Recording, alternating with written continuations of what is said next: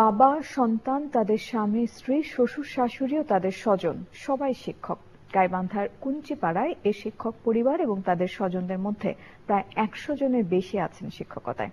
মোস্তফা মল্লিকের রিপোর্ট। গাইবান্ধা সদরের কুঞ্চিপাড়া ১ নম্বর সরকারি প্রাথমিক বিদ্যালয়ের প্রধান শিক্ষক ছিলেন ফরিদ উদ্দিন সরকার। ১৯৯০ সালে অবসরে যান তিনি। তার পরিবারের ৫ ছেলের সবাই শিক্ষক, তাদের স্ত্রীরাও শিক্ষক। ফরিদ উদ্দিনের ২ মেয়েও শিক্ষক, শিক্ষক তাদের স্বামীরাও। ছেলে এবং মেয়েদের শ্বশুর শাশুড়ি ও চাচাতো খালাতো মামাতো ভাই বোনেরাও শিক্ষক।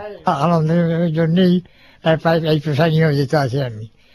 এই পেশায় ছেলে মেয়েকে লেখাপড়া করানো যায়, সুন্দরভাবে পড়ানো যায়, এই জন্য আর কি। ফরিদ উদ্দিনের পরিবার সদস্যরা বলছেন, বাবার পেশা, সততা এবং শিক্ষার প্রতি আগ্রহ থেকে ছোটবেলা থেকেই সবার মনে শিক্ষক হওয়ার স্বপ্ন জন্ম নেয়। আমি মনে করি যে এই পেশা একটি মহৎ পেশা, এই পেশায় সৎভাবে জীবনযাপন করা যায়। আমার শ্বশুর সাহেব যেমন শিক্ষক, ওনার ছোট ভাই চাচা শ্বশুর তিনিও শিক্ষক। আমার আব্বা আম্মা দুইজনেই শিক্ষক ছিলেন। আমি নিজে কর্মরত আছি গাইবান্ধা টেকনিক্যাল স্কুল অ্যান্ড কলেজে, কুঞ্চিপাড়া ডিগ্রি কলেজের প্রভাষক।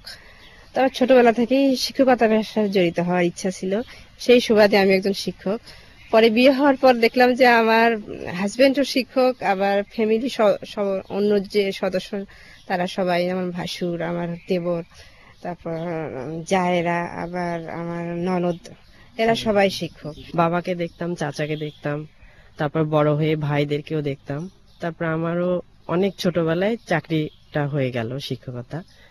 তো এখন মনে হয় যে আমি আর 10 জনের চেয়ে অনেক ভালো আছি। তারা মনে করছেন একমাত্র শিক্ষকরাই পারেন সমাজকে বদলে দিতে, কাঙ্ক্ষিত উন্নয়ন, লক্ষ্য এবং সকল মঙ্গলবোধ শিক্ষার্থীদের মধ্যে ছড়িয়ে দিতে।